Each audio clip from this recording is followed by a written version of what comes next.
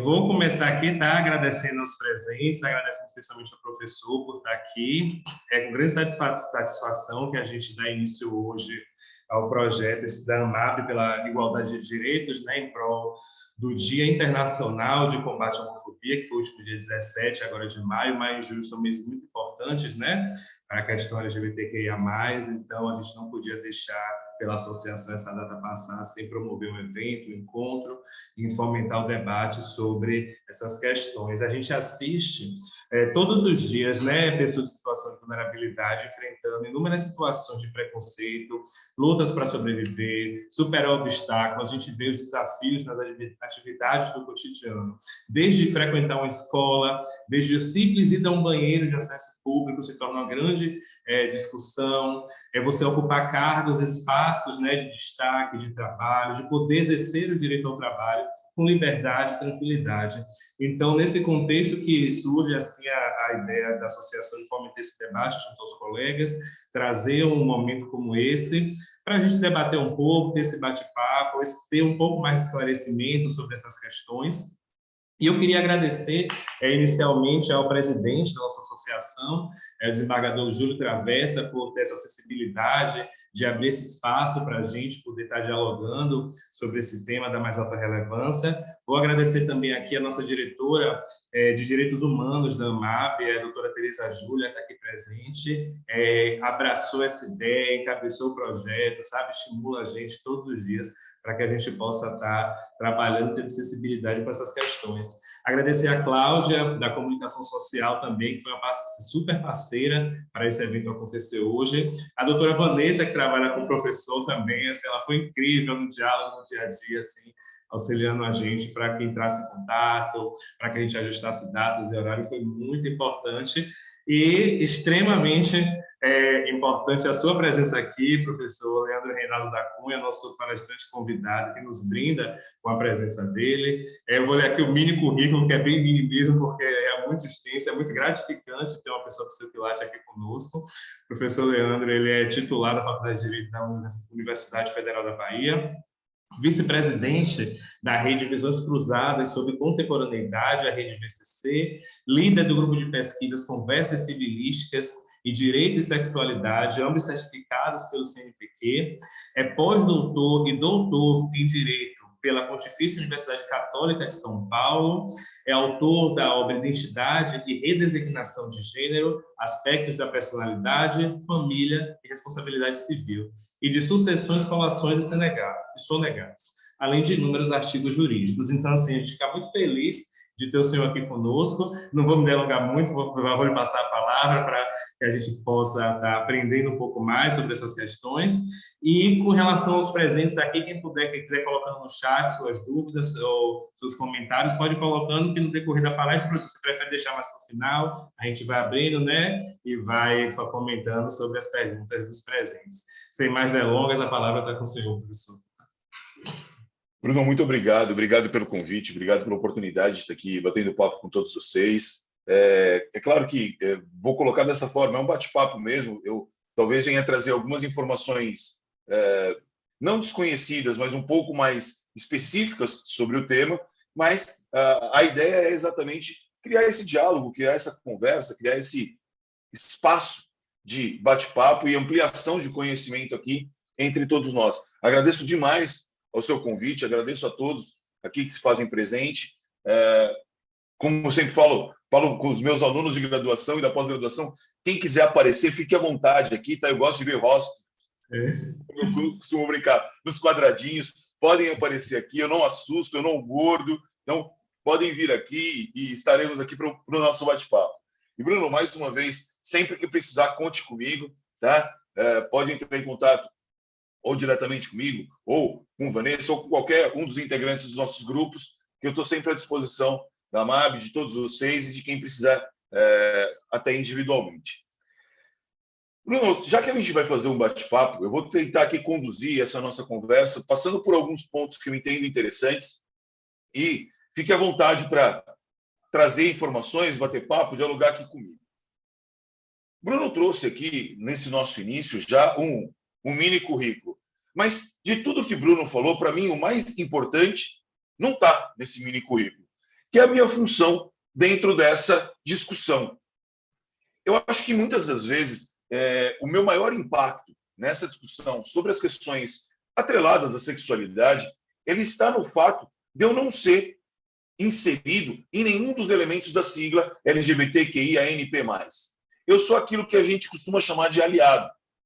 Eu gosto de ser um aliado nessa disputa, nessa briga, nessa luta, exatamente porque me dá a condição, em algum momento, de travar esse diálogo sem que as pessoas olhem para mim e vejam a existência de um interesse pessoal na solução desses problemas. E isso passa a ser interessante, Bruno, por uma razão estranha, mas simples. Quem não é da comunidade LGBTQIA+, não tem, normalmente, o interesse de se envolver nessas questões. E acredita que todas essas questões que envolvam as minorias sexuais são questões nichadas, que só servem para um grupo especial de pessoas. E a gente precisa entender que não é isso.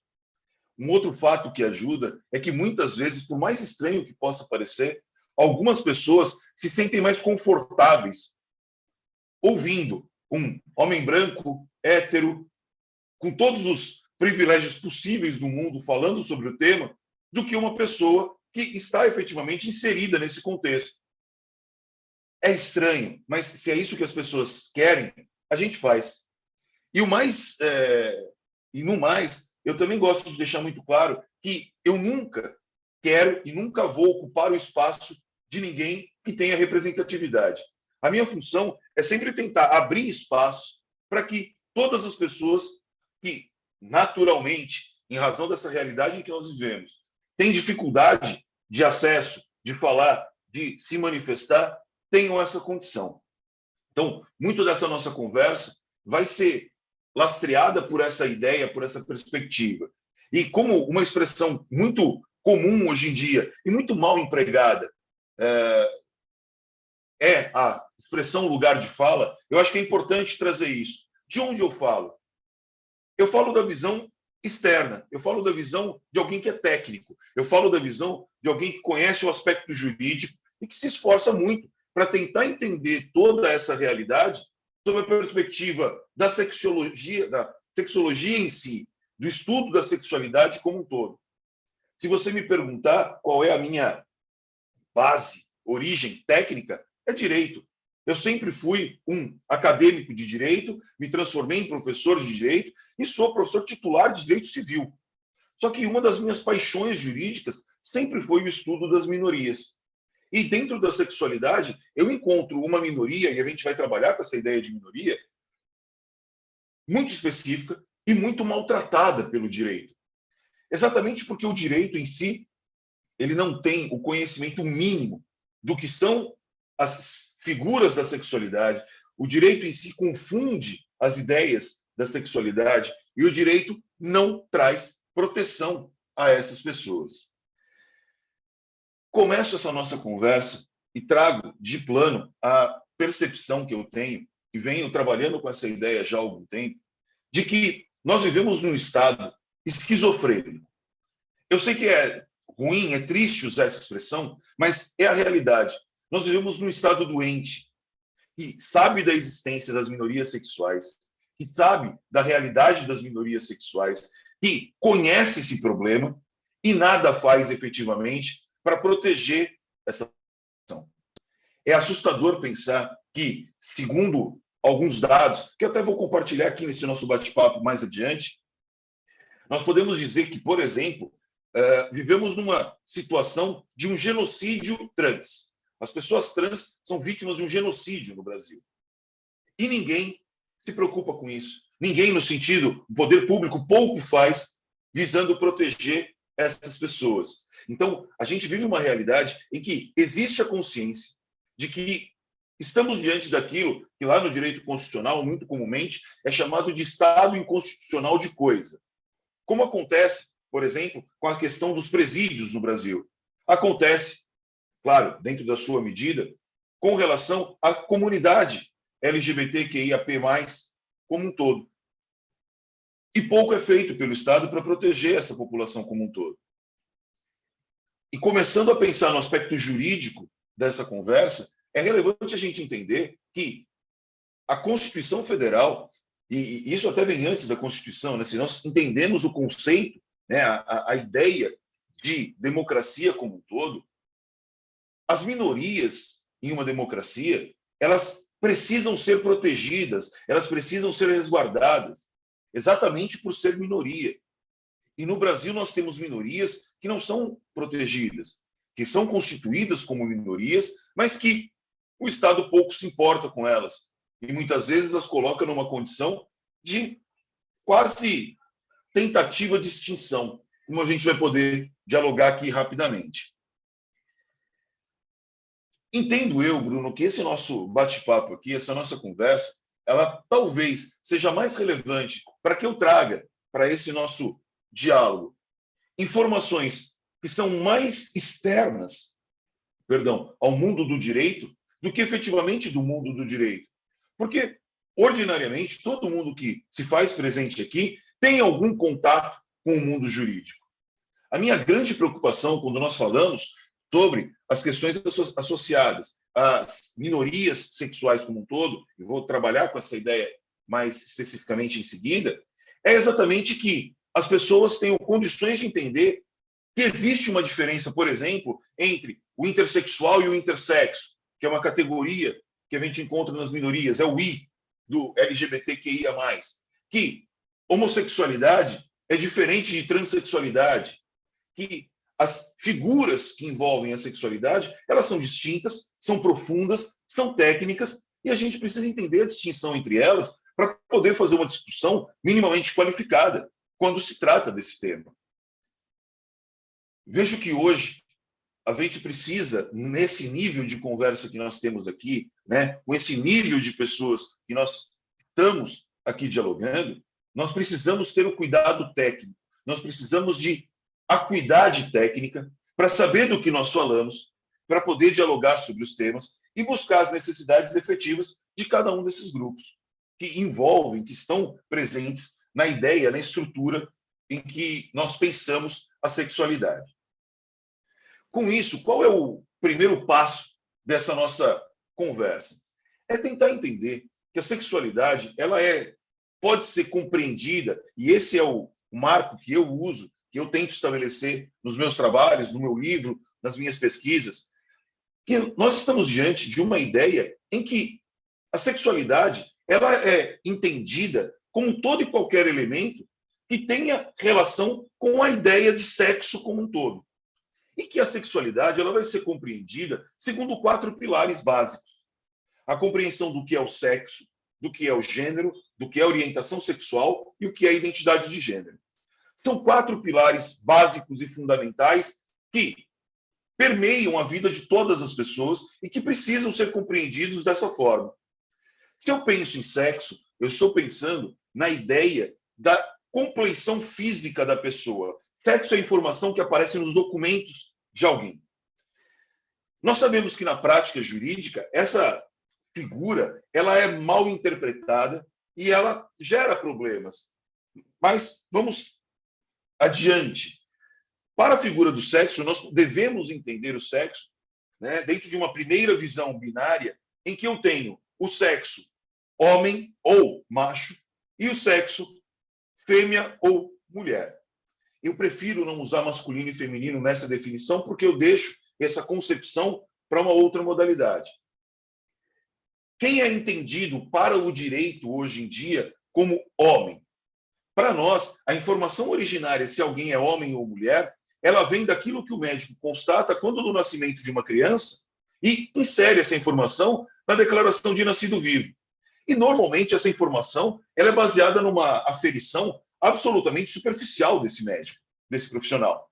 A criança nasce, ele olha para aquela criança. Se a criança nasceu com bolsa escrotal e pênis, o médico vai dizer que aquela criança é um menino. Se a criança nasce sem bolsa escrotal e pênis, e é horrível essa afirmação, mas é essa a ideia, ela vai ser uma menina. E assim vai ser designada nos documentos. Só que a gente sabe, e isso é algo muito claro e muito evidente, que aproximadamente 2% da população mundial nasce com uma condição física, ou que se revela fisicamente posteriormente, em alguma medida, ou uma condição genética em que ela não se encaixa perfeitamente na ideia ou no conceito de homem ou mulher. E se a gente tem alguém que não se encaixa nessa dualidade, é aquilo que nós vamos chamar de pessoa intersexo. É o I da sigla que nós falamos.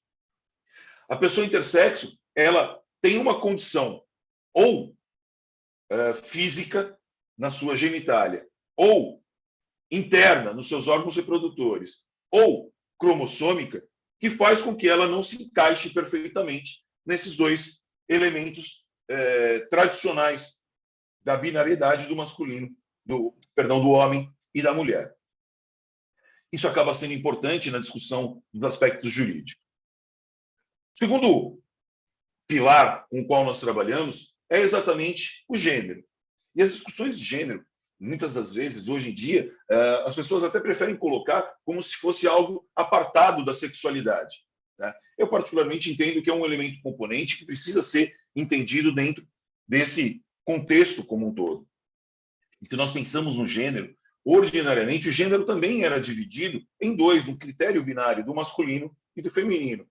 O masculino seria o gênero atrelado à ideia original do homem e o feminino à ideia original da fêmea. Nesse contexto, nós precisamos entender que essa percepção de gênero, a conceituação de gênero, ela está vinculada a uma figura de natureza sociocultural. O gênero é aquilo que eu expresso para a sociedade. Eu vou usar uma analogia aqui, Bruno e colegas, que eu sempre utilizo e que ela é bem simplória, mas ela ajuda. Quando a gente encontra qualquer pessoa na rua, você sabe o gênero dessa pessoa e não o sexo. Você vê socialmente a expressão daquela pessoa. Então, aqui, nesse momento que vocês olham a minha imagem nesse nosso bate-papo, todos vocês podem ter uma percepção de gênero da minha personalidade, da minha pessoa. Vocês veem uma pessoa com características físicas normalmente atreladas ao masculino. Então, vocês associam automaticamente pela voz, pelo cabelo, pela barba, pelos caracteres físicos, pela vestimenta, que eu seja alguém do gênero masculino. Porque é isso que eu expresso. Mas não há nenhuma condição de se definir qual é o meu sexo. Porque em nenhum momento os senhores viram as minhas características físicas genitais externas, nenhum dos senhores viu nenhum documento médico que traga essa informação, ou simplesmente a minha certidão de nascimento ou algum documento meu em que a informação sobre o meu sexo esteja exposta. A gente vai poder trabalhar com isso também um pouco mais adiante nessa nossa conversa.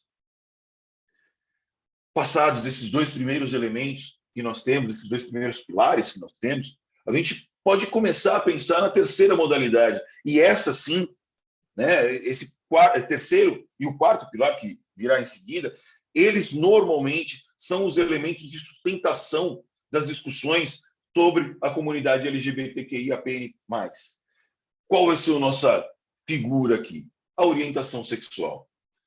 Quando nós falamos de orientação sexual, a orientação sexual, ela essencialmente trabalha com a ideia do direcionamento do meu interesse afetivo sexual romântico. Ou seja, quando eu falo de orientação sexual, a minha discussão é entender para quem se destina o meu desejo, quem me interessa para uma relação afetivo-sexual. Nesse contexto, normalmente as pessoas lembram de 2 ou 3 desses elementos que compõem essa terceira vertente, esse terceiro pilar. São os heterossexuais, pessoas que se interessam por pessoas de um gênero, notem, gênero distinto. Os homossexuais, as pessoas que se interessam por alguém do mesmo gênero. E os bissexuais, pessoas que se interessam por alguém do mesmo gênero ou de um gênero distinto.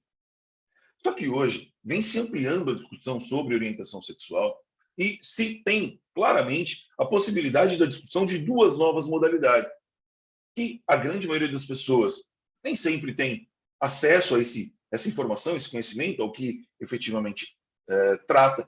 E se nós formos analisar também, são algumas das letras que começam a compor a sigla, que antigamente era GLS, virou LGBT, e agora a gente vai trazendo ampliações, pensando exatamente na representatividade, que são os assexuais, que, em linhas muito gerais, são aquelas pessoas que não apresentam interesse sexual em ninguém, e quase que num ponto diametralmente oposto, as pessoas pansexuais, perdão. O pansexual hoje tem sido entendido como aquela pessoa que se interessa por alguém, por pessoas, independentemente da característica de gênero. A discussão da pansexualidade ela acabou sendo muito complexa durante algum tempo e há até mesmo uma visão de que o pansexual ele se interesse por qualquer pessoa barra coisa. E esse coisa é um pouco delicado nessa nossa discussão, mas tentando mostrar qual é o limite dessa nossa discussão, hoje em dia a gente tem visto discussões de pessoas que se interessam, por exemplo, ou que têm relacionamentos com robôs sexuais, que podem ser até físicos. Né? Depois, quem tiver interesse, pesquise essa informação. No Japão, por exemplo, já existem acompanhantes que são bonecos com características físicas totalmente humanas, com uma composição de material na sua constituição e lembram muito a textura da pele para que essas pessoas se relacionem. Acredito que a nossa função nessa discussão sempre vai ser o respeito. E aí, Bruno, eu vou usar aqui uma analogia que eu sempre uso também com os meus alunos de graduação quando trato desse tema. Se alguém me pergunta qual é a minha orientação sexual, ainda que seja uma pergunta extremamente invasiva em alguma medida, mas se alguém me pergunta a minha orientação sexual, eu costumo dizer, e exatamente tentando mostrar que a gente precisa romper algumas barreiras, que eu acredito que eu seja pansexual. Eu me interesso por pessoas. Até o presente momento, essas pessoas sempre foram do gênero feminino. Ordinariamente, eu poderia me apresentar como um heterossexual. Mas eu não tenho como saber o que vai acontecer amanhã, depois ou depois. E acho que essa visão pode parecer simplória, mas ela ajuda a demonstrar que a gente não tem certeza de nada nessa vida. A gente não tem essa convicção. E saber que existe essa possibilidade de que, num dado momento, os seus interesses mudam, porque para muitas pessoas esses interesses podem mudar, ajuda a afastar um pouco de todo aquele estigma que acompanha as discussões que permeiam a vida das pessoas da comunidade LGBTQIANP+. Importante a gente ter isso em mente, porque essa informação ela acaba sendo muito relevante. E não deveria ser, porque se nós pararmos para pensar que a orientação sexual está destinada à ideia, à discussão de com quem eu quero me relacionar, em tese isso não teria nenhuma relação, não teria nenhuma importância para a vida das outras pessoas, só para a vida daquela pessoa.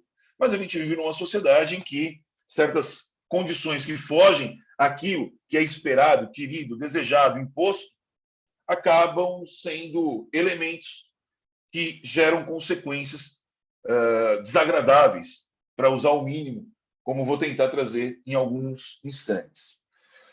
O último dos pilares dessa nossa discussão é a identidade de gênero. E quando nós falamos de identidade de gênero, nós estamos pensando na ideia de pertencimento de gênero daquela pessoa. Se a pessoa se entende pertencente ao gênero esperado em razão do sexo que lhe foi atribuído quando do seu nascimento, nós chamamos essa pessoa de cisgênero, que é uma expressão das menos conhecidas quando a gente discute sexualidade. Agora, se essa pessoa apresenta uma ideia, uma percepção, um reconhecimento pessoal, seu, de gênero, distinto daquele esperado em razão do sexo que lhe foi atribuído quando do seu nascimento, nós estamos falando de uma pessoa transgênero. Ou seja, se a pessoa nasceu e, ao nascer, foi designada como um homem, se espera que ela pertença ao gênero masculino. Se ela não se entende como alguém integrante do gênero masculino, mas sim, por exemplo, do gênero feminino, eu digo que essa pessoa é uma pessoa transgênero. Dentro dessa concepção dos transgêneros, a gente tem uma série de subdivisões, uma série de elementos que podem ser inseridos nesse bloco. E os mais conhecidos, os mais discutidos, são a figura do transexual e da travesti. Na sociedade e dentro da comunidade até mesmo, muitas vezes os dois termos são usados de forma igual, como se fossem sinônimos. Mas alguns pesquisadores trazem alguma distinção entre os dois, porque a expressão travesti ela tem uma pecha de preconceito um pouco maior, mas, em verdade, se existe alguma diferença, tá? A doutrina que discute esse tema coloca que as pessoas que são transexuais elas apresentariam uma ideia de uma repulsa com relação aos seus órgãos sexuais, o que faria com que elas pensassem, não necessariamente efetivassem, uma intervenção cirúrgica para alteração do seu corpo, coisa que não aconteceria com as travestis. Tá? Mas não que isso seja uma verdade inafastável, exatamente porque, dentro mesmo da comunidade, muitas vezes as duas expressões, como disse, são usadas como sinônimos. Tendo feito essa explanação inicial, Bruno, e que, para mim, parece ser a questão mais relevante dessa conversa, ou de toda a conversa que eu tenho tratando desse tema, eu posso passar a trazer aqui, para esse nosso diálogo, alguns pontos específicos vinculados ao direito e, de alguma forma, acabam impactando na realidade e na vida das pessoas que se inserem dentro da comunidade LGBTQIANP+. E aí, Bruno, eu vou confessar aqui para ti. Quando eu vi lá o nosso card e tudo mais, e você coloca lá, né, que a gente vai falar sobre o dia da luta contra a homofobia, eu não consigo me segurar e falar só sobre homofobia. Eu entendo, obviamente, a razão pela qual o nome é dado, mas acredito que hoje a luta contra a homofobia ela é uma luta que se estende para todas as minorias sexuais. É claro que a luta contra a homofobia é uma luta mais consolidada, é uma luta que a gente tem estabelecida há mais tempo, é uma luta em que as conquistas elas são maiores. Mas a gente não pode ignorar outras lutas que estão, da mesma forma, vinculadas.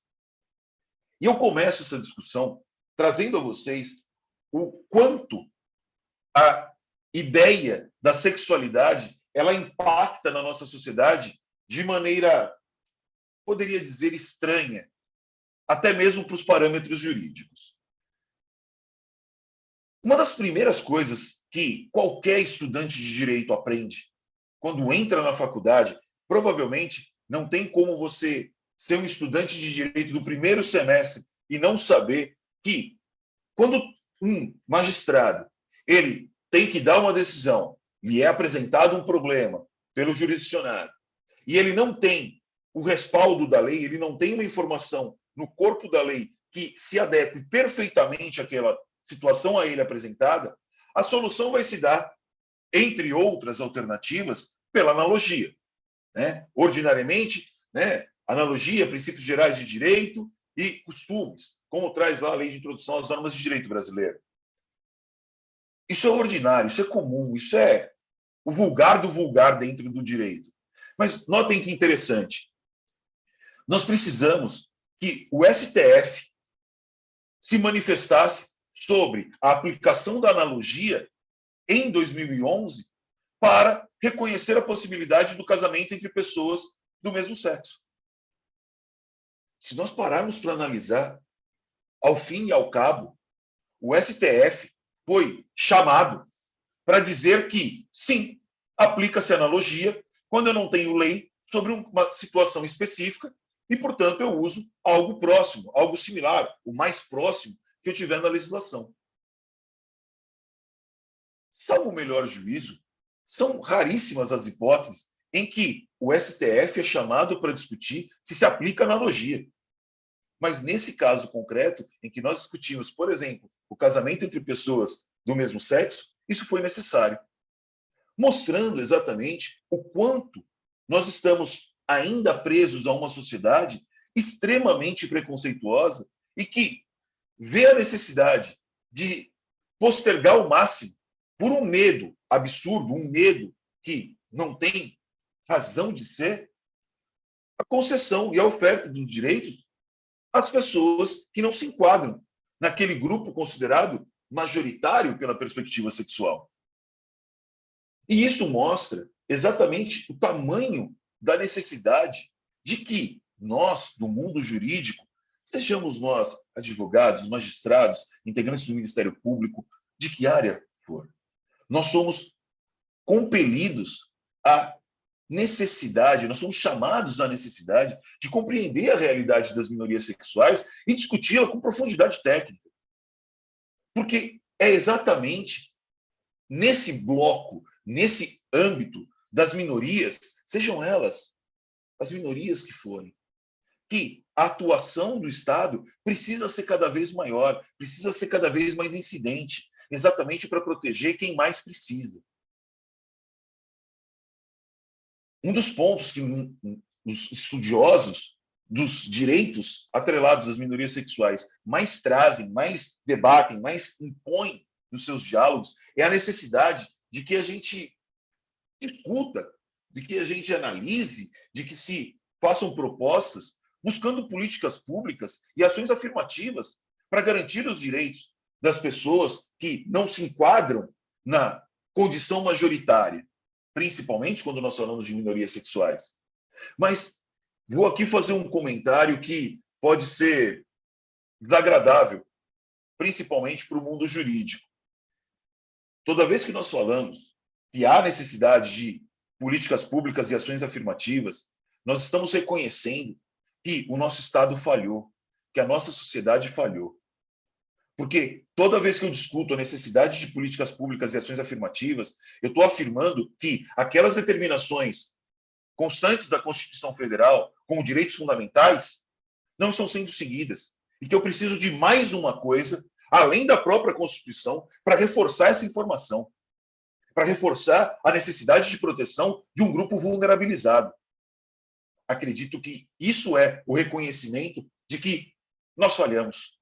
Falhamos como Estado, falhamos como sociedade e que, principalmente, de nada adianta a discussão sobre leis, legislação, se elas não forem implementadas, se elas não se transformarem em algo efetivo, além de um pouco de tinta num pedaço de papel, como dizia Orlando Gomes.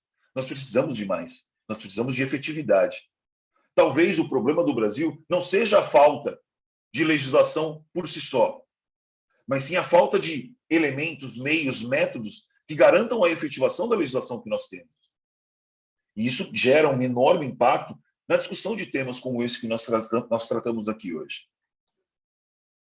A situação do Brasil ela é tão assustadora, ela é tão preocupante, que nós chegamos à necessidade da criminalização da homofobia e da transfobia. E por que eu digo que chegamos à necessidade da criminalização? Porque isso é algo tão forte, tão constante, tão recorrente, que acaba rompendo a ideia do tecido social existente. Acaba fazendo com que a nossa sociedade seja uma sociedade tão assustadora, em que alguns dados que são impactantes, acredito eu, nós somos o país que mais mata pessoas trans no mundo. Nos dados de 2022, elaborados com base nas informações levantadas em vários países por um grupo, né, uma organização europeia, que é o TGEI, ela traz o seguinte, que de todas as pessoas que morreram, todas as pessoas trans, melhor dizendo, que morreram no mundo, mais da metade morreu no Brasil nos últimos anos. Só que, olha que incrível, ao mesmo tempo, nós somos o país que, segundo os sites de vídeos eróticos, vídeos pornográficos, tem a maior procura pela relação sexual de pessoas trans. É um contrassenso. É estranho. Nós somos o país em que a expectativa de vida de uma pessoa cis é de cerca de 76 anos. E a expectativa de vida de uma pessoa trans é de cerca de 35 anos. Menos da metade. E olhem o tamanho do absurdo. Alguns podem dizer, não, mas no Brasil o SUS prevê a possibilidade de que uma pessoa trans passe pelo processo transgenitalizador de forma gratuita pelo SUS. Sim, isso é uma verdade. Só que existem alguns pontos aí que precisam ser ponderados. Pelo Ministério da Saúde, só existem 4 hospitais que podem fazer essa operação. Pelo Ministério da Saúde. Um dado levantado pela Defensoria Pública de São Paulo há 2 anos relatou que a média de tempo de espera para que uma pessoa trans passe por uma cirurgia dessa natureza, ela é, em média, de 8 anos. E que existem casos de pessoas que esperam 18 anos. Se a gente pensa que o próprio SUS diz que essas operações só podem ser realizadas a partir dos 21 anos, sem nenhum fundamento técnico, usa-se 21 anos. E que a pessoa vai ter que esperar entre 8 e 10 anos para realizar essa intervenção, em média, e que a expectativa de vida dela é de 35, eu corro o risco que essa pessoa só tenha direito a ter uma vida digna e, dentro dos parâmetros da sua identidade de gênero, com uma passabilidade minimamente esperada por 4 anos? Será que é essa sociedade que nós queremos? Nós vivemos uma sociedade em que pessoas são assassinadas pelo simples fato de serem homossexuais ou agredidas, né, pelo simples fato de serem homossexuais ou serem trans. Nós vivemos uma sociedade em que o STF reconheceu que esse tipo de atitude ele precisa ser fortemente repudiado. E que, enquanto não há uma lei específica tratando sobre o tema, eu posso inserir as questões de ofensas, de agressões fundadas na homossexualidade ou na transexualidade de alguém, da transgeneridade de alguém, melhor dizendo, no crime de racismo. Essa é a decisão da ADO 26. E, importante que se deixe claro, não se fala aqui na ADO 26 de analogia, e sim da compreensão do termo raça. Porque, segundo a Constituição Federal, raça é tecnicamente algo diferente de cor, porque nós estamos acostumados a associar a ideia de raça com a questão vinculada à cor de pele ou características físicas que levam à racialização, como a gente costuma trabalhar pela cor de pele. Só que a legislação ela trata de raça de uma maneira diferente. A Constituição, lá no artigo 5º, fala que todos são iguais, independente de vários elementos, e coloca lado a lado cor e raça. Quando a gente entende raça sob a perspectiva social, usando aqui até mesmo a ideia trabalhada pelo atual ministro Silvio Almeida, de que raça é um conceito social, raça parte do pressuposto de que eu tenho um grupo que se entende de majoritário e que tenta impor a um grupo que ele entende como minoritário uma ideia de submissão, de subjugar esse grupo, até mesmo pensar na sua extinção, eu estou diante de uma ideia racializada sob a perspectiva social. E foi nesse contexto que o STF, na DO 26, reconheceu que atos praticados, fundados em homofobia e transfobia, caracterizariam condições, ou hipóteses, melhor dizendo, previstas no crime de racismo. Só que a nossa solução ela não vai ser estabelecida, ela não vai ser encontrada nesse âmbito do direito penal. Nós precisamos de conhecimento, de esclarecimento para as pessoas. Notem, nós hoje discutimos, por exemplo, no Brasil, uma realidade em que, por exemplo, apenas 0,02% das pessoas trans têm acesso ao ensino superior. Sempre que eu falo disso, e normalmente quando eu falo disso, eu estou falando para pessoas do mundo do direito, eu faço essa explicação. Não é 2%, não é 0,2%, é 0,02%. É um número ínfimo. É um número ínfimo. Não é aquela ideia de que a cada 100 pessoas, 2 estão. Não, é 0,02%. A evasão escolar de pessoas trans, ela é absurda. Notem que a grande maioria das pessoas trans abandonam a escola entre os 12 e os 17 anos. Existe uma pesquisa feita em São Paulo há alguns anos que mostra que entre a população jovem, o grupo social que quase que na sua maioria é tido como aqueles com os quais eu não queria conviver em sala de aula, porque o elemento trazido na pesquisa, né, o ponto de questionamento dessa pesquisa, são pessoas da comunidade LGBT. São pessoas transexuais, homossexuais ou bissexuais, de forma geral. Então, são dados que a gente não consegue, ao fim e ao cabo, entender.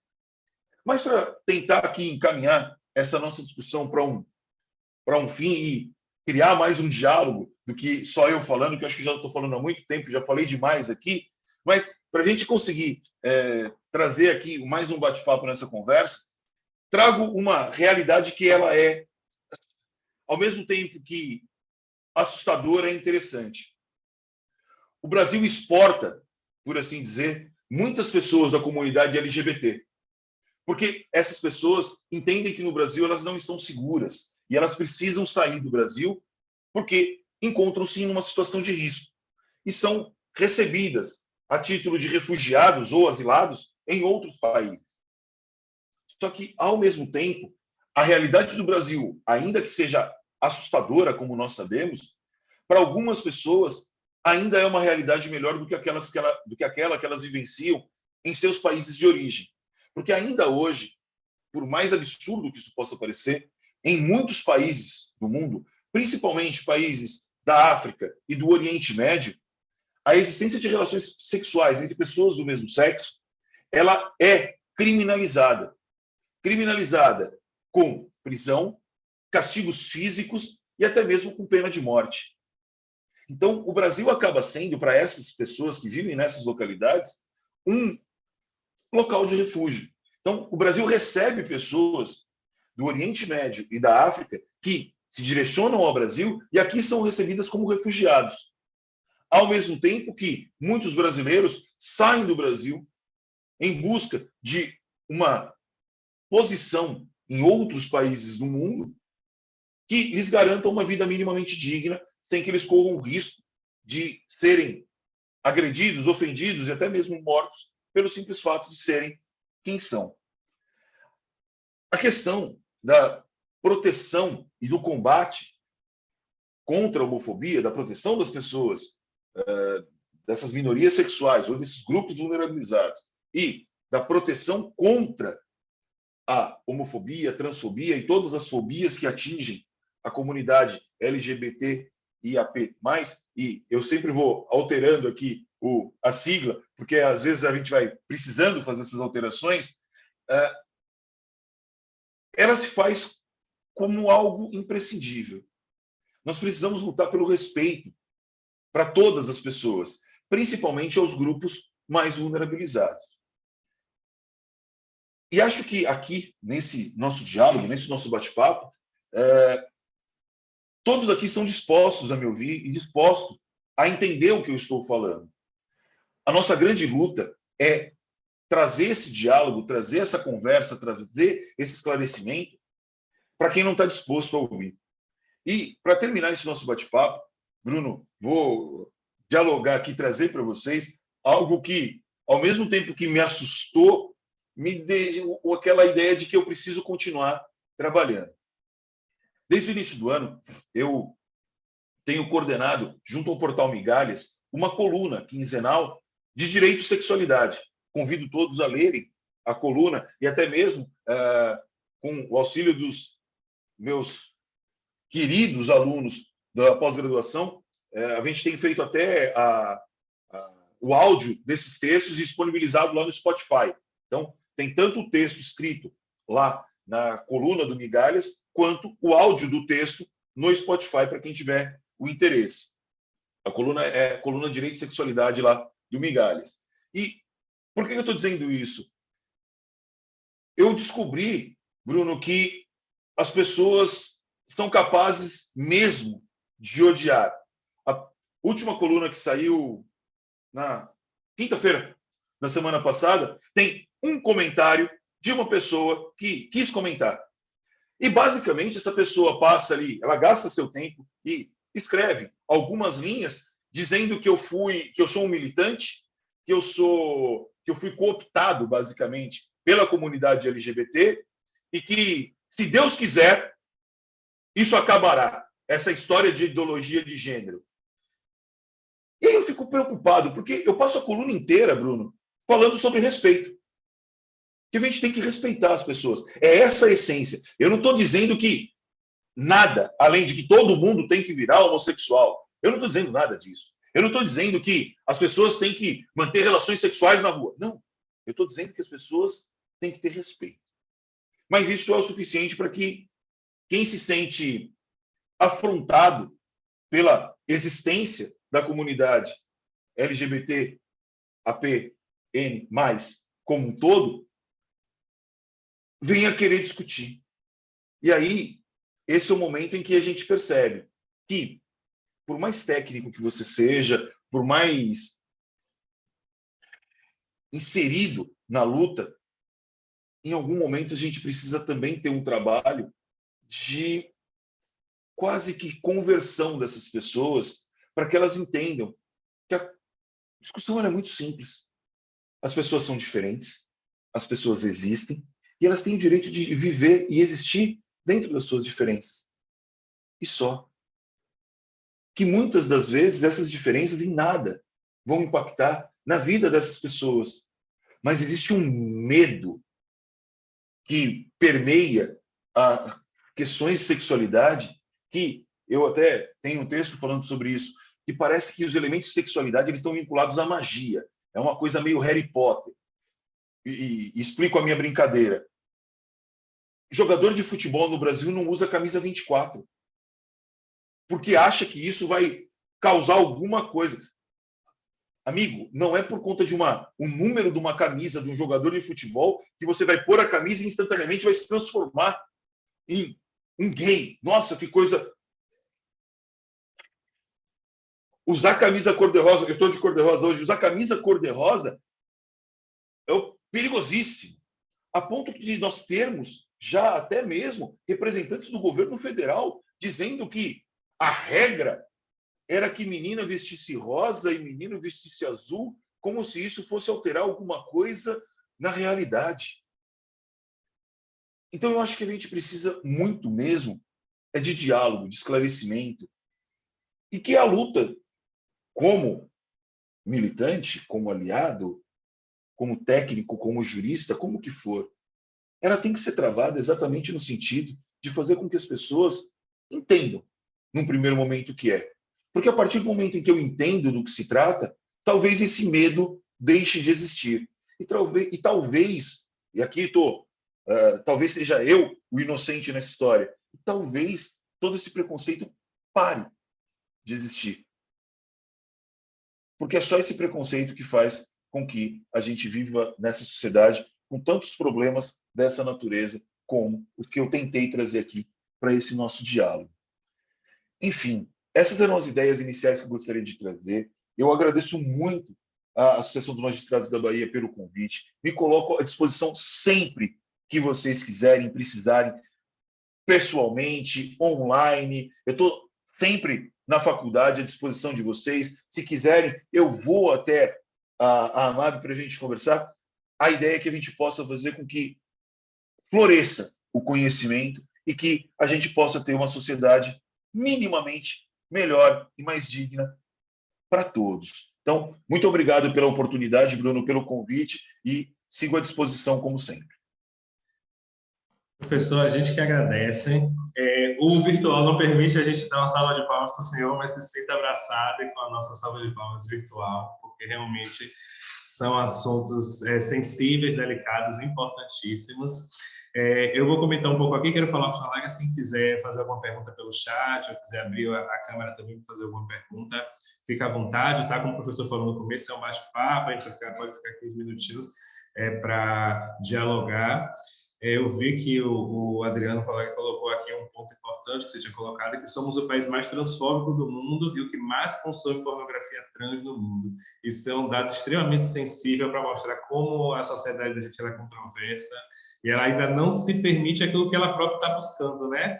É muito complexa essa realidade que a gente vive, especialmente das pessoas trans. Quando você falou da questão dos genocídios trans, me toca muito porque realmente a gente vê os desafios são imensos de todas as letras das siglas, mas pelo que a gente consegue ver, o desafio das pessoas do trans, transexuais, transvestis, realmente talvez, não sei, a gente não pode comparar dores, né? Cada um tem sua dor, cada pessoa tem sua história, mas os desafios que elas enfrentam talvez seja um pouco mais duro do que das outras letras, questão de passabilidade, enfim. Quem não está tão na questão da passabilidade de gênero vai enfrentar um pouco mais esses desafios do dia a dia.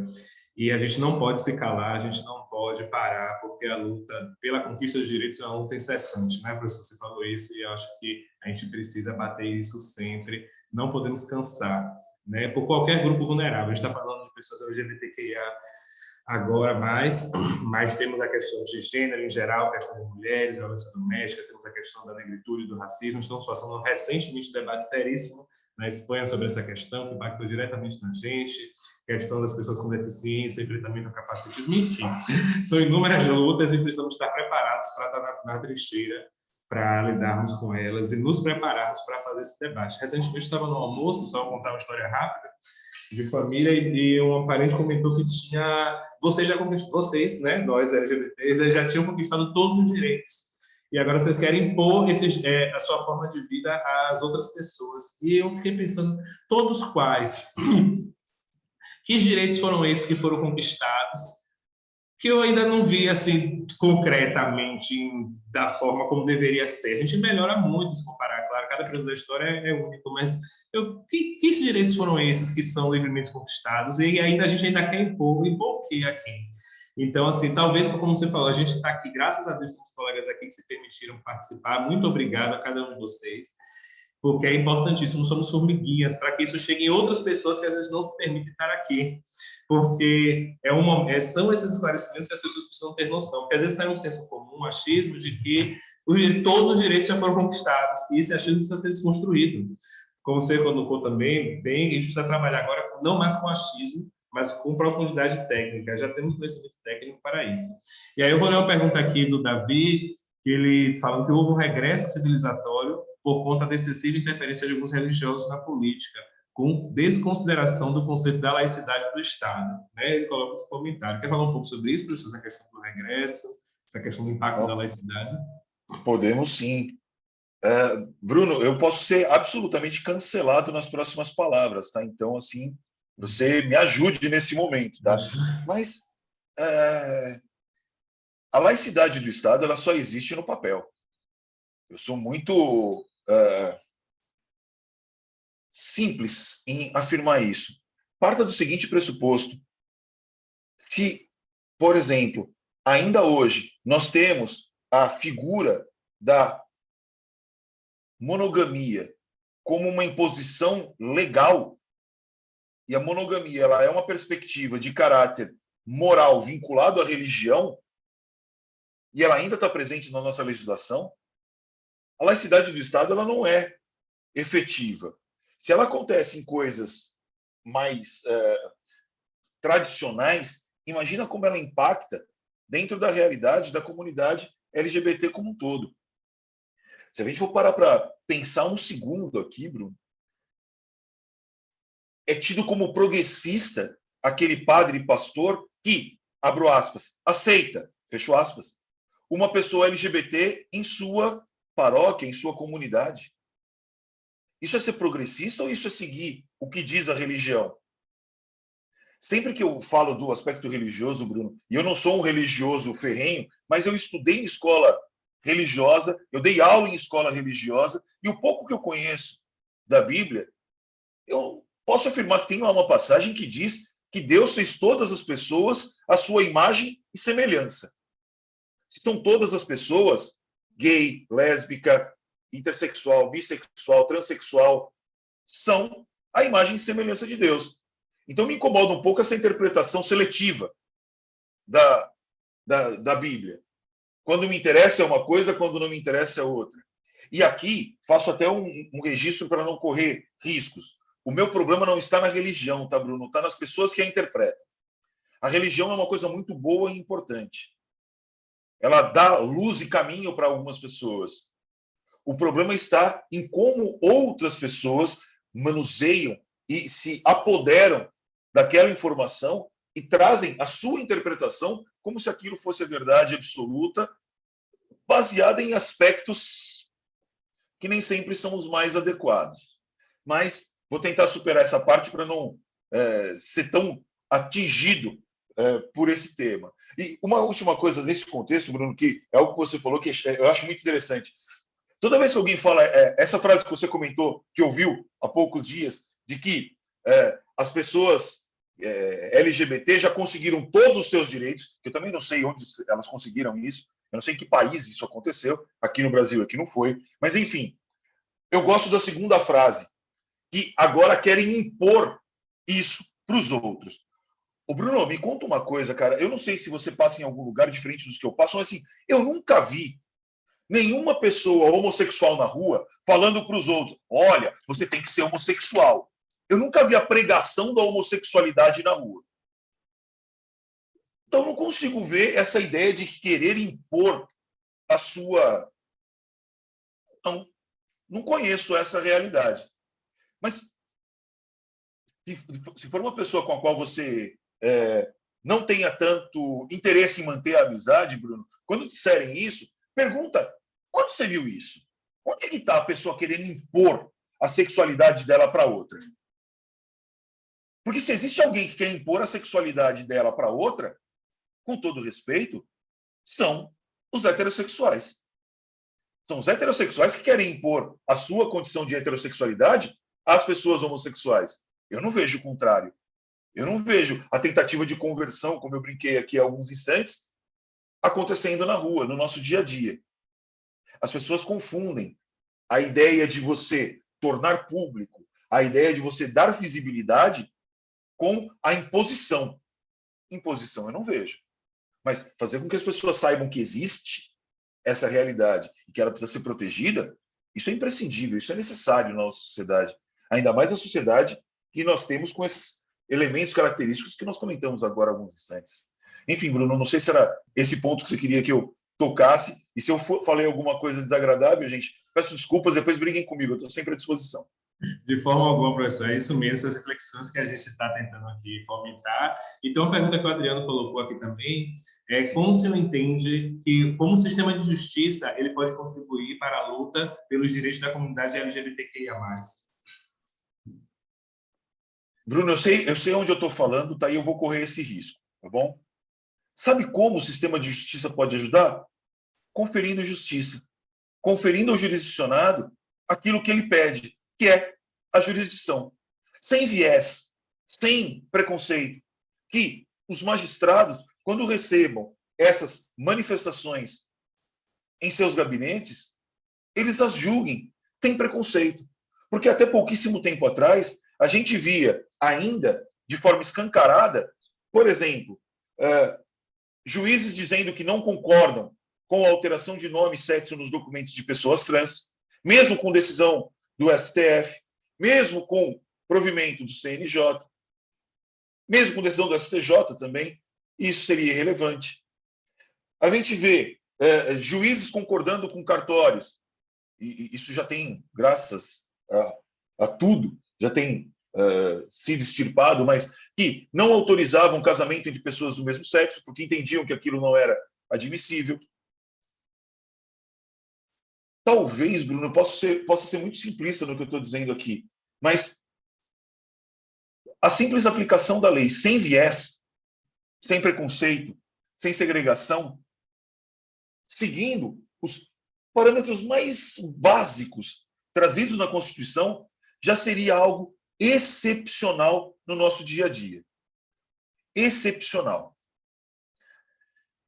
E, claro, talvez, se a gente tivesse, e aí, pensando no sistema como um todo, se a gente tivesse mais atividades como essa que a gente está tendo aqui, de esclarecimento para os juízes, para os servidores, para todas as pessoas que trabalham no sistema como um todo, isso facilitaria, porque diminuiria a rejeição, diminuiria o preconceito e faria com que essas pessoas atendessem os pleitos, as manifestações das pessoas LGBTQIANP+, de uma maneira simples, como se atende o pleito de qualquer outra pessoa.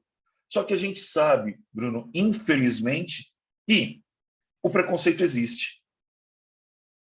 Não vou nem falar da questão da jurisdição em si, mas pare para pensar a quantidade de pessoas trans que têm dificuldade de acesso ao trabalho. Vou trazer aqui um dado levantado pela ANTRA, por exemplo, Associação Nacional de Pessoas Travestis e Transsexuais do Brasil. Segundo a ANTRA, 4% das mulheres trans e travestis têm trabalhos formais, têm empregos formais. 6% têm empregos informais.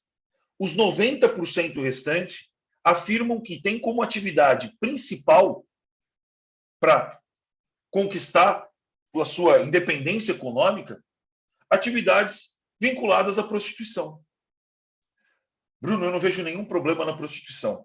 Eu não tenho nenhum preconceito com relação à figura da prostituição. Acho que a pessoa tem a liberdade de fazer com o corpo dela o que ela bem entender.